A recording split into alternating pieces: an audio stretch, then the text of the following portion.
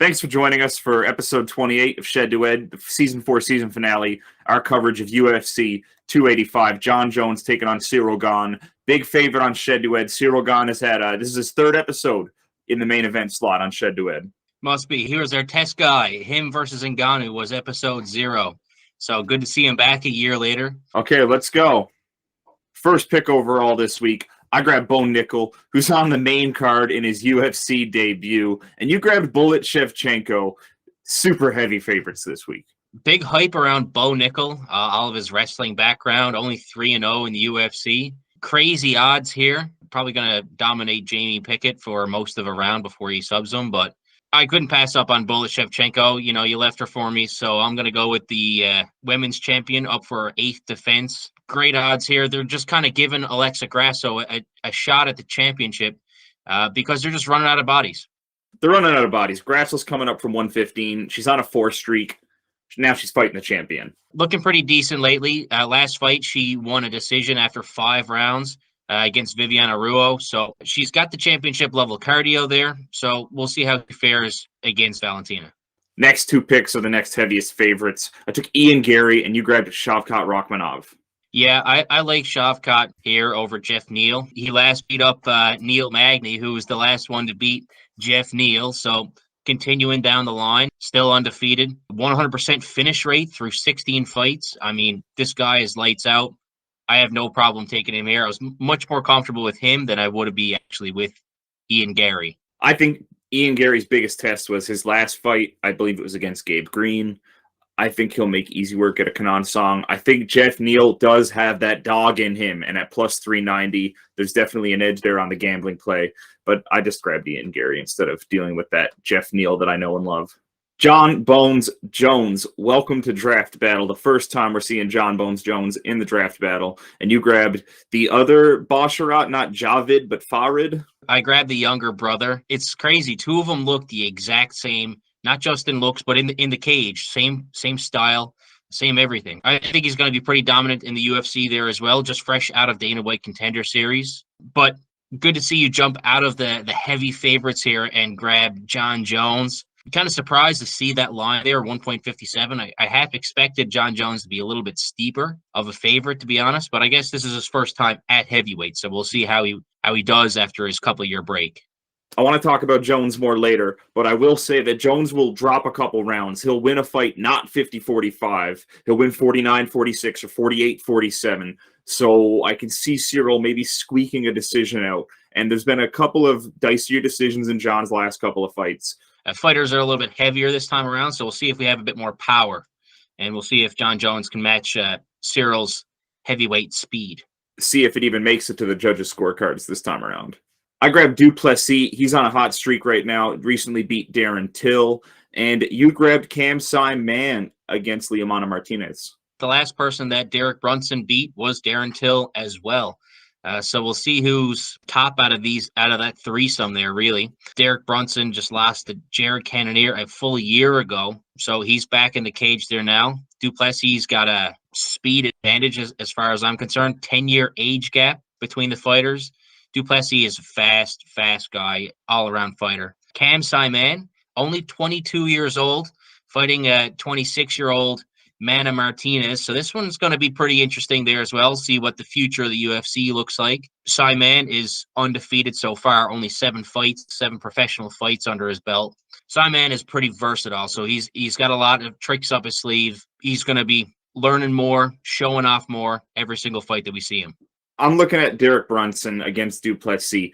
Before that loss to Cannonier, he was on a 5-fight win streak. I think he might drop 2 in a row here against Duplessis.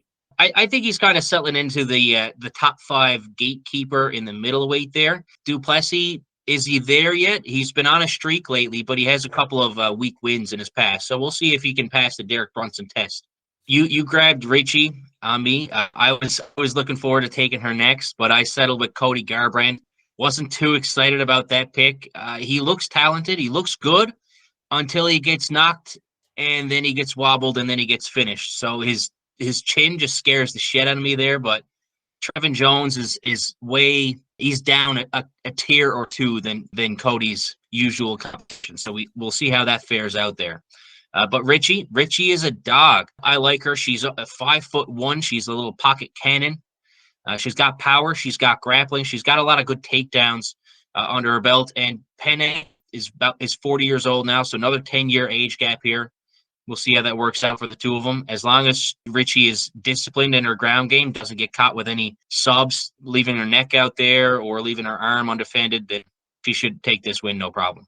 Garbrandt came into the UFC hot, 6-0, and now he's 1-5 in his last 6. He has a, I believe, decision loss against Pillow Hands Rob Font, and then like knockout stoppage losses twice to Dillish Shaw, another one against Pedro Munoz. So we've seen him bopped many, many times. This is once again a chance for us to lay some money on Garbrandt and pray that he has fixed the holes in his game. Or you can go Trevin Jones by KO. I mean, Cody's been knocked out 4 of his last 6 fights, winning only 1 of them. You know, if we're going to be going with the trend here now, I think Trevin Jones KO is at plus 300.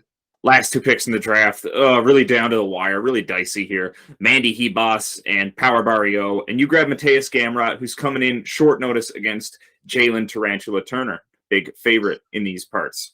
Yeah, most of this card is made up of heavy favorites, minus 200 or more. So when you get rid of these super favorites, we weren't sure which way to go on a lot of these. You know, I'm taking Gamrot on this fight, but Jalen Turner is hot lately. Gamrot's coming in on short notice. I mean, he's a perennial superstar for me. I think he's great, but this is going to be a tough fight for him. Jalen Turner's got a 5-inch reach advantage. He's 5 inches taller than him. Got a great ground game. And he's just going to wrap him up if he can. So it's going to be interesting how that one plays out there. But yeah, Ebas, I'm pretty sure that line is after swapping a bit. That's more of a pick 'em. The line's getting hot on that one there now. And I had no idea what to do with Marc-Andre Barrio, so that's why I left that one for you. Yeah, thanks a lot. These are like these last 3 picks are just up in the air. I can imagine any of these fights going any which way. Yeah, absolutely. So a lot of times what you do is just bet the money. Yeah, we're trying to get this episode out a little bit early just to meet our schedule here. So we started the draft before this early matchup was put on the card. Yeah, Esteban versus Loik Radzepov. Don't know much about these fighters. Maybe I'll have a look to see if they have anything interesting gambling picks there. But I'm interested in watching Farid Basharat, and I'm interested in watching Tabitha Ritchie, 2 young up-and-comers for me that I'm excited to see for a long time. Super solid slate of TV prelims, honestly. You can tune in, grab this for free before you hop on the pay-per-view. Garbrandt in the highlight, close out the prelim card. We're hopefully going to see some fireworks heading into that pay-per-view. A couple of ranked fighters here. And then we got Julian Marquez and Power Bar kicking it off. Main card, pay-per-view, here we are. Bo Nickel, 3-0 as a professional. First time in the octagon in the UFC, and he's on the main card of a pay-per-view. A lot of hype being thrown behind Mr. Bo Nickel. Yeah, a lot of hype on this one. I'm not really exactly sure why. I mean, he's got great wrestling skills, but I haven't really seen anything from striking. I haven't seen the mixed part of the martial arts quite yet. So maybe he's going to show off. Maybe he's going to intentionally leave it past 1 round or 1 minute this time. Maybe he'll play around with Jamie Pickett, but we'll see what happens. I'm excited for the next 2, Jalen Turner and Gamrot. That one's going to be lights out for me. Gamrot's a really high-level grappler, but Jalen Turner's got a lot of submission threats, and he's got those lanky legs. You don't know when he's going to wrap you around, so it should be pretty fun to watch that one. Super top-level talent. Number 7 versus number 10 at welterweight and lightweight.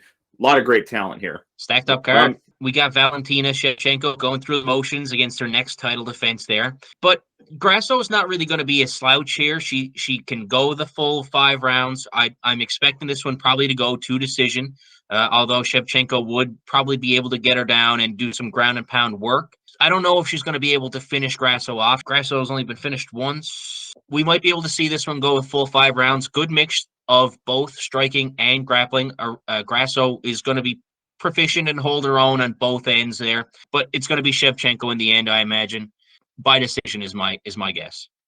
In that main event slot, I don't even know how many title fight wins John has. I believe it's well over a dozen, but we're going to see him fight for the vacant title against Cyril Gane, who has already fought for the 265 title. It was 12 years ago this month that John Jones first won UFC title against Shogun, who we see him making his heavyweight debut this Saturday against Cyril Gane. Very excited for this main event. Yeah, this one's going to be pretty crazy. Kind of excited to see what John Jones looks like at heavyweight, avoiding cut, up around 250, 260 pounds, lean body muscle there. But Cyril Gong, same kind of fighter, light on their feet for heavyweight, both under the 265 limit, and both fast, good grapplers, good strikers. This one's going to be a legit title fight. And, John Jones been out of the game for a bit. Can he go 25 minutes? Will he need 25 minutes with Cyril Gong? Will Gong just try and outpace him, wear him out because he doesn't have as much cage time over the last while? Gong's only had 11 or 12 fights himself, so we'll see if the experience comes into play as well. I think John Jones' best path to victory is getting a couple rounds on the ground, getting control time. It is a bit tricky if you try to weigh all the factors at play. John hasn't been in the cage in like 3 years. Cyril has been, but Cyril has less experience. John's never fought at 205 before, but Cyril never has a win even in a title bout, and John's got a dozen wins in title bouts. So it's kind of a bit tricky to draw the straight line between the two to try to find a one-to-one comparison. This one can go kind of either way. Not really sure which way I was kind of leaning with this one. With a high profile fight like this, you'll see a lot of sports books come in with boosted odds, super boosts, big odds on John Jones to win the title, different things like that. So if you're not really sure which way to lean, take the value play if it's given to you. But just be careful that the book's not trying to promote something that's too crazy to actually happen. Yeah, I don't think Jones by KO in round 1 is your big value play. No, not quite. I do have a couple of value plays coming up here. Money line, Jalen Turner. Let's go. Man, I was looking at Jalen Turner by sub at like plus 900. Like, is Gamrot going to tap out or not? He's only lost 2 of his 22 fights. So it's hard to say, is he going to get knocked out? Is he going to get subbed? He's good on the ground anyway, so maybe I kind of stay away from Jalen Turner by sub.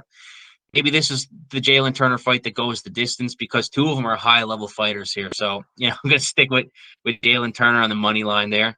But early plays, the line's probably going to change sometime in the next couple of days here. So I'm trying to get in early before most of the lines get juiced out as they do on pay-per-views. So kicking it off here, I'm going to take Basharat's like 1.22, Richie's 1.37 right now. So parlay them together. So I'm not spending a fortune on a couple of plays here. And I'm really confident in 2 of these. They are head and shoulders above their competition, and very little chance for them to say get subbed out or flash knocked out, anything like that. So I'm feeling pretty comfortable with my base on Richie and Basharat. I was saying earlier that Vivian's more of a pick'em now. So you can find some books with her still at even odds. She started out about 2.10, 2.15 when we started the draft a couple of days ago. So if you're going to take Vivian, probably try and take her as early as you can, or search around for a book there. I think they're kind of playing into the different competition. Ebos hasn't really fought as many high-level fighters there. She's a bit younger. Going down, I'm taking the value play on the John Jones fight. I'm not really sure. Is it going to be Jones by decision? I don't know exactly, but there's so many question marks about this fight, and we are at heavyweight here, so a 5-round heavyweight fight is more rare than not. So I'm going to take this one at even odds. Julian Marquez, most of his fights 7 or 8 minutes, and Barrio, he's kind of got that power to help speed that along there as well. So I'm hoping for a quick fight here now. Get some decent value at a 2.20. And we got Valentina Shevchenko. I'm liking this one, I think, the most. I think that this is going to be Valentina's opportunity to just point box, win pretty much every round, not like John Jones, who might win 3 or 4 rounds out of a title fight, as Grasso has only been really finished once. I like this one to go long. She's got the cardio for it. Trevin Jones by KO. I'm just leaning on Cody Garbrandt's glass chin here to come back and make an appearance. And Keenan Song by KO. So Ian Gary hasn't really had much competition, and I mean he's not getting a jump up in the competition against Keenan Song. He didn't look too great to me against Gabe Green last time, so maybe the assassin Keenan Song catches him with one and knocks him out. We see Ian Gary had to come back stronger than before. So besides all that, I try to track all my plays. Been pretty busy when football season came in and, moving from shed to shed. Tallied up all the score, and I have an update finally for the football season. It was kind of the tale of two seasons for me. So I started out super hot. I was up about 22 units about halfway through the year, up to week 7, and then it all just kind of unraveled there. So I was up 22 units. Final tally, I was down about 12 units there, but that's not too bad when you're after betting about 227 units for the entire year. So the total ROI minus 5.6% or so. And when you have a look at it, juice on books is about 5%. So I'm kind of just losing the juice on all these plays. I'm not beating the sports book, but I'm kind of just keeping up a little bit with them. But, analyzing the whole year, kind of know where I went wrong, chasing some losses, doing some high unit plays, not winning them, and kind of putting myself back behind the 8 ball on those. So, back to the drawing board next year. We'll see how that all plays out. Grand total minus 12.5 units for the football season out of 227 units bet. I haven't been able to keep up on the UFC tracking yet, but as this is probably the season finale, I should have an update for the season premiere of season 5 coming up in a couple of weeks. I'll give you another update at that time. That's right. Season 5 will be kicking off with UFC 286 in London, England. Kamaru Usman, Leon Edwards, number 3, let's go. And Mr. Garth, Justin Gaethje's taking on Rafael Fiziev. Very pumped for that one. Max Holloway, Arnold Allen, April 15th. Let's go. It's always fun to watch Max Holloway, especially in a main event. The guy deserves 5 rounds. 3 good main events coming up here. I'm excited for Edwards Usman 3. We'll see if Usman gets his belt back. But some good fights coming up in the future. That's it. We're officially in Jon Jones fight week. The first appearance of Jon Jones on Shed2Ed. I finally get to see him. It's something special. Jon Jones fight week. Let's go. Let's go, baby. Let's go, baby. Jon Jones fight week.